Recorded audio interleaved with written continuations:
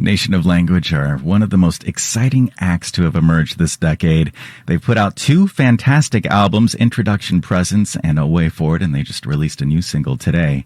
But tonight I am thrilled beyond words to play you a set that we recorded with Nation of Language over at the legendary Village Studios in West LA. Here is Nation of Language.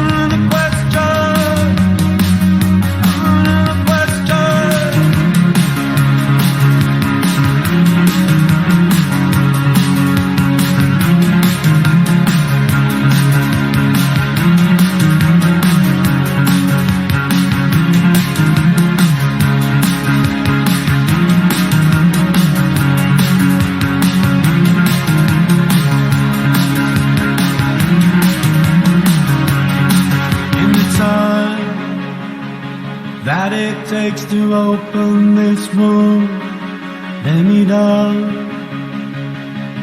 Tell me it'll be different soon, but I would like to find another way to find you here. But I would like to find another way to find you here. I stared up the wall and he said, I don't know.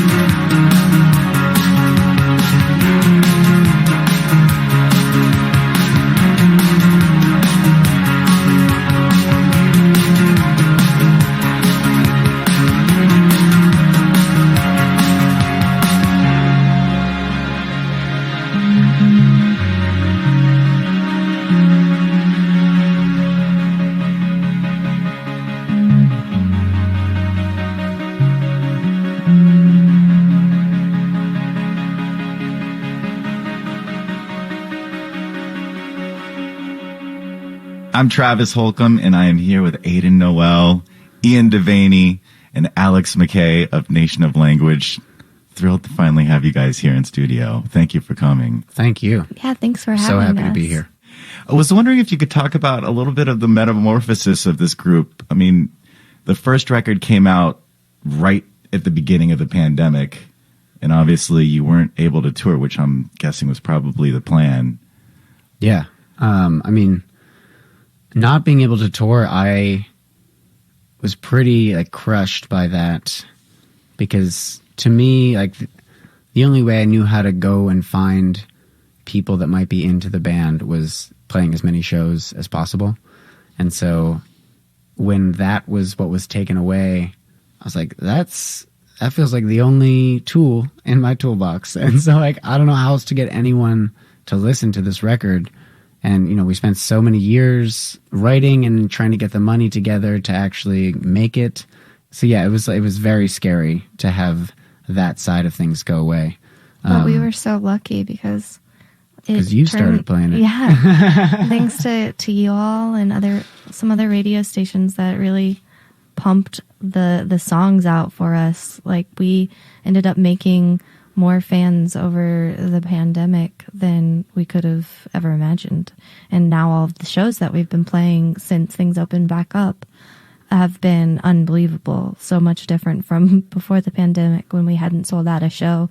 And now we're having, crowds of people sing our lyrics back at us, and everybody is so hyped to be out here again and doing this together. It's really exciting and dreamy. Yeah.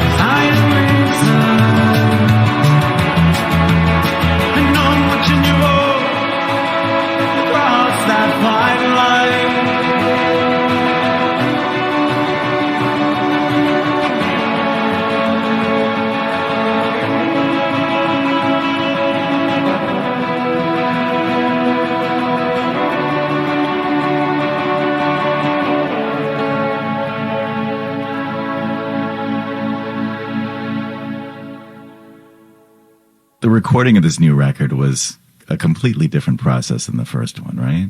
Yeah, for sure. With the first record, we were basically, it started out just as recording singles. And, Aiden was a nanny. I was working at a cafe, and we'd basically work until we could save up enough money to go into the studio and record a song, and then just repeat that process over and over again. And eventually when we got married, we decided, instead of having like a wedding registry with like a KitchenAid and pots and pans and stuff, we're like, maybe just give us your money. And then we took that money and finished making the album with it. But it was still very much like working around our work schedules of like, okay, like I'm off Thursday, and so we'll go into the studio, and like you'll have to leave in the afternoon, but we'll be able to do the morning. And yeah, it was very like piecemeal in that way. But Yeah. then the second record, because everybody was stuck at home, and Ian lost his job during the pandemic because he worked at a restaurant, and I was doing some stints away, but not very often. So we had time to, every day we would bike up to the studio and work on some songs, and there was no pressure of a deadline and no pressure of knowing even when we would be able to tour and release another album. So it was very organic and free flowing. It was super fun, and we ended up with A Way Forward.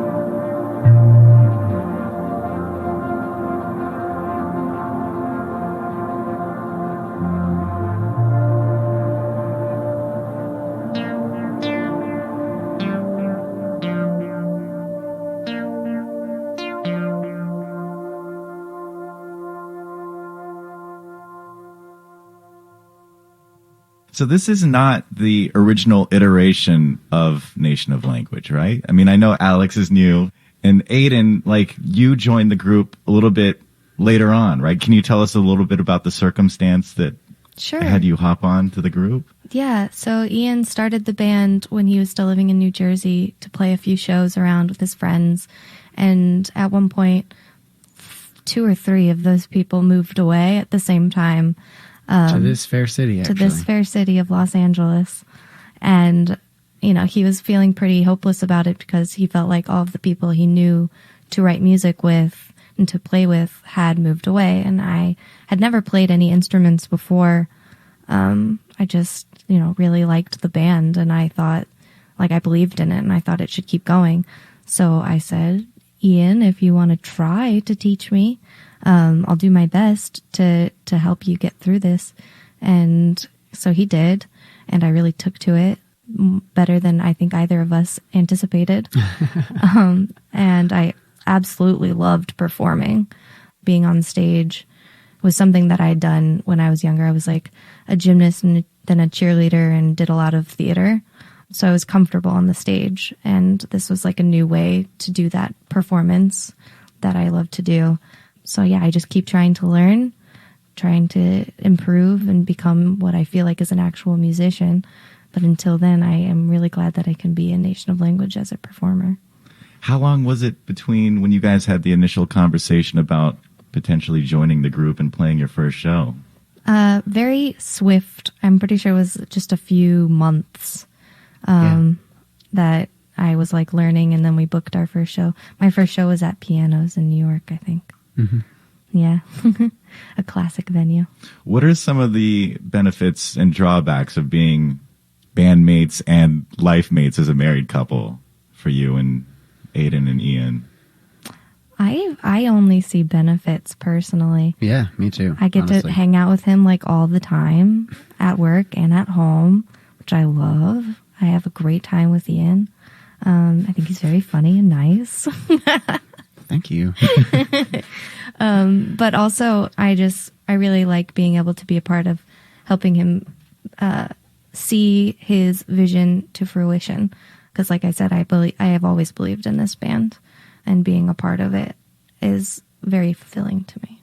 Yeah, I mean, I think just having someone that you know has your best interests in mind, that you're always like together, looking out for each other, and kind of sharing a vision of what the future looks like.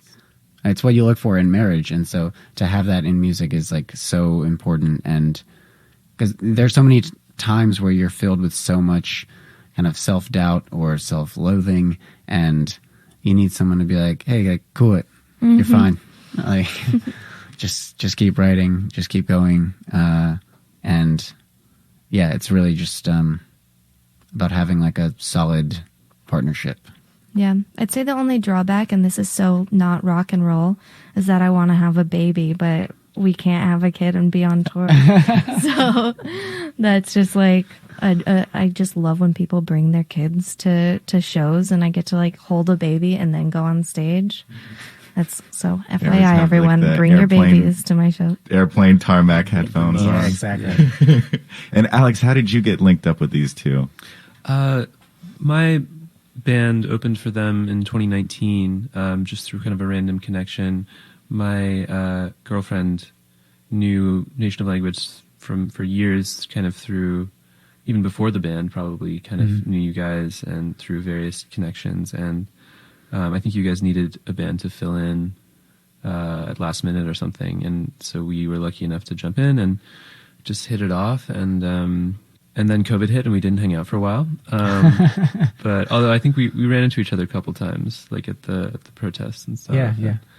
And then when it came time to do the album release show for A Way Forward, you guys dropped us a line to open again and reconnected. And then next thing I know, I'm in Los Angeles playing to hordes of screaming fans.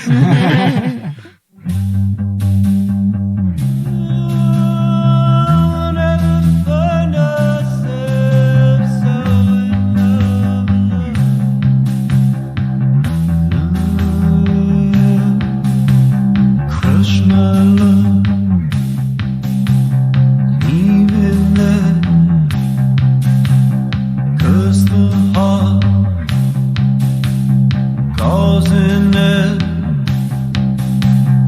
I could always find you sitting there with your second-hand malaise. I looked at you with a rush of fever that melts my teeth away. Sever saints from above. Why would I say what I would want? Sever saints